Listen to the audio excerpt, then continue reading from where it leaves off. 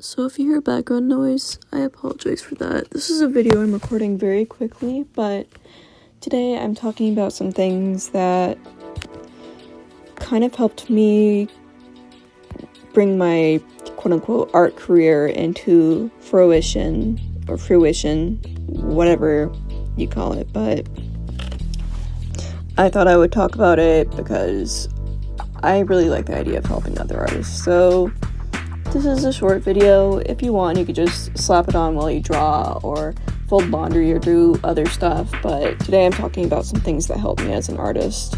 So for context, I try to be on as many social media platforms as I want to be, and I try to keep my handle pretty consistent throughout.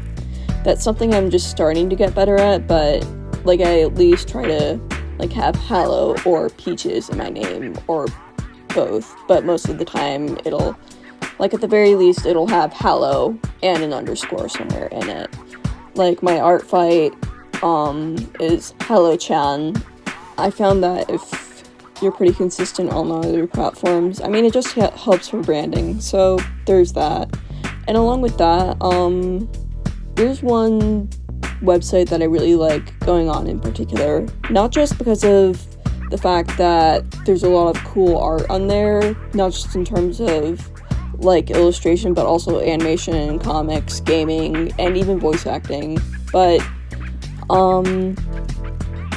there's also a lot of spaces for collabs, which is an extremely cool thing, and by no means am I a very popular artist, but I have I don't think I've participated in a lot of collabs on here either, but I have had some really good I found that these collabs have kind of helped me to get out of my shell, but also get used to working in teams and kind of get some more quote-unquote recognition. So participating in collabs and group projects on Newgrounds, Twitter, and Instagram as a whole is just really helpful, and just putting yourself out there for the community.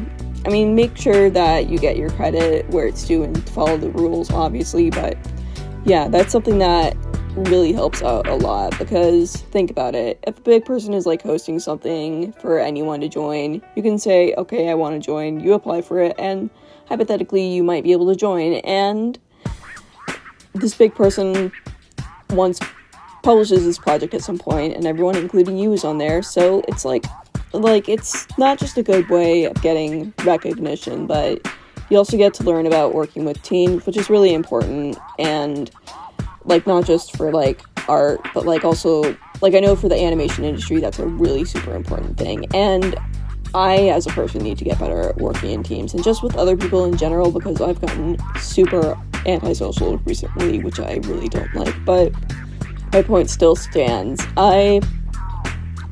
I need to post on Newgrounds a little bit more, but I really, really love this website. It raised me and my sibling, and there's so much cool art on there, and I love the fact that you can, participate in collabs. That's so freaking awesome. I would recommend checking it out. Oh, also they don't allow AI art, and they have a content rating system, which is something I really like, so yeah. The one thing is that I don't think Newgrounds has a mobile app. You could technically access it or upload stuff there from, for context, I have an iPhone, but I could I think I could upload stuff from my iPhone from the Safari app onto Newgrounds if I wanted to. Not that it's ideal, but you get what I'm trying to say. Okay, so I talked about that a little bit. What's next?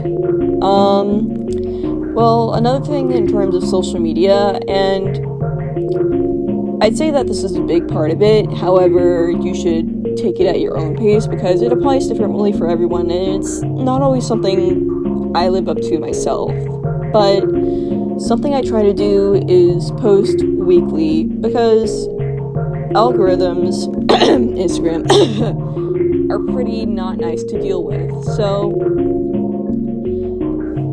back in my freshman year of college, I used to draw daily for the first few months at least, and that was something that kind of helped me to get my account out there a little more. And I don't post as much as I used to, but I've kind of made a vow to myself recently because I noticed that I haven't posted as much as I used to, saying, okay, I'm gonna try to post once or twice a week at least, because I can't physically draw as much as I used. I mean, I can draw as much as I used to, I just have hand pain now, which is a lot more prominent. But, like, I don't post as many drawings as I used to because I was just kind of spitting them out. Not to say I wasn't putting effort into them, but, like, you know, even if I didn't like it, art was art, and I just uploaded it. I mean, if you want, you could use that approach, but I would say be sure to spend time drawing stuff you want to draw, and also, like, engaging in different crafts. Like, I know this is a social media video mainly, but I'd say that's something that just helps me with my creative process a lot, is exploring, like, other mediums aside from drawing. Like, for example, music. I am by no means a Mozart or a Beethoven or a Machine Girl, but it's something I definitely love to explore because it's a different form of media, but also I love sound and making good music. So, I mean, my point in saying this is that, like, there will be times where I'm completely stumped on drawing and I'll just spend an entire week working on music or other forms of art instead, and that's kind of a way that I kind of rewind. And I've also done that by just spending an entire week doing studies and stuff like that. So be sure to take breaks and study. Oh, and stretch your hands if you don't want to, like, have hand problems. I guess another thing about Instagram, but also this goes for any platform as a whole, something you should do is try to interact with your audience as much as possible. I mean, not too much, so because the algorithm might mark it as spam. However, like, if someone gives you a comment on your work, you reply saying thank you, or you reply to them in a polite way, or, like, you reply to them. I mean, I think that's basic etiquette, but aside from that, you also should have really long captions. I know, I don't like writing long captions either. It's hard. But aside from this, I would say try to post a few stories a day. Not too many, because if you do post too many, you will get, I'm not sure if shadow banned is the right term, but your stories will be hidden from people. And I guess the same thing kind of goes for Twitter. They don't really have stories, but there's, like, a certain amount of retweets that you can make until the algorithm marks you as a bot or something. And take this with a grain of salt, because I'm not sure when the last time I researched Twitter was, but I do know it was pretty recent because I was a little pissed at my Twitter not getting much attention, but not that I'm ungrateful for the attention I do get on there, because I am, but I think, like, my point is that, like, I thought I was shadow banned, and I know that just from experience, like, if you, like, retweet too many times, or not really comment on other posts, or not make your own posts, that you will be marked as a bot. So I think the, like, maximum amount of reposts you should do on Twitter a day is, like, probably up to 3, and maybe up to 2 of your own posts, which might include comments or replies. I honestly don't know, but that's my advice for there. And in terms of YouTube, I'm still figuring that out. I mean, I can't keep a consistent schedule, but I try to upload once a week, and I mean, I'd like to try to make that up to 2 times a week, but I'm doing once a week because I know that I have a very busy schedule, and this upcoming semester my schedule will be even more busy, which isn't a problem, but I'll probably have less time for videos. So I'm gonna try to upload at least once a week or once every 2 weeks. So yeah, keep a consistent schedule. Okay, so aside from this, also participate. This ties in with collabs, but also participating in events like Art Fight is really good. But also it's just fun because if you don't know, you get to... Okay, so for context, Art Fight is this big event in July where there are 2 teams and you attack other people on the other team by drawing their OCs, essentially. And they have to do the same to your OCs. I mean, they don't have to do the same to your OCs, but so, like, you attack people on one team, and they attack people on the other team, and they can choose whoever they want. There's not always a guarantee that they're gonna revenge your attack, meaning there's no guarantee that they'll redraw your OC, or that they'll draw your OC, but, I mean, despite that, it's still just fun to do. I mean, I haven't caught up to a lot of, I mean, there's still a lot of bookmarks that I need to get to in Art Fight, but I genuinely love Art Fight. It's a fun event. So, attacking someone, anyone can attack anyone. You don't have to revenge them. Attacking is just drawing someone's OCs.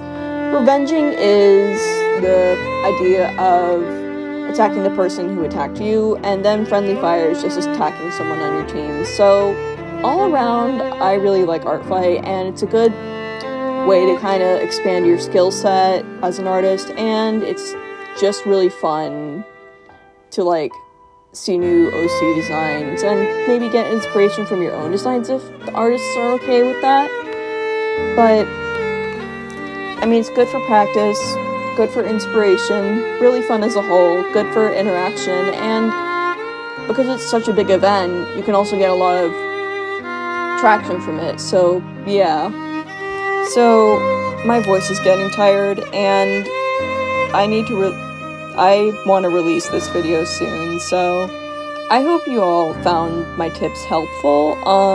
If you did, feel free to leave a like and comment down below, or if you have any other tips that I might have scrubbed over, or I don't know, but if you have any other tips that I didn't mention in this video, feel free to mention them down below, and feel free to help each other out in the comments if you want to. So, yeah. If you want to support me financially, you could buy me a commission off of my Ko-Fi, or you can buy me a coffee on there.